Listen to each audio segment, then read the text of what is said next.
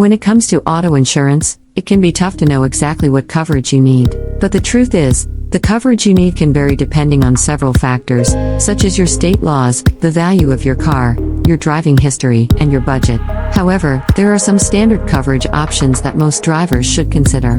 Let's take a look at a few examples. Liability coverage pays for damages or injuries you cause to others or their property while driving.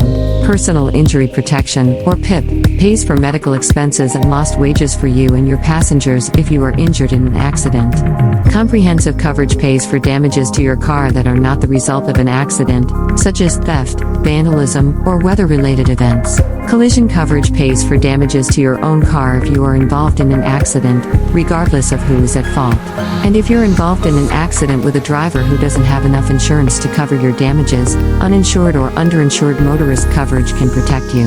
Ultimately, the best way to determine the right coverage for you is to talk to an insurance agent and consider your individual needs and circumstances. So make sure you're covered and stay safe out there on the road.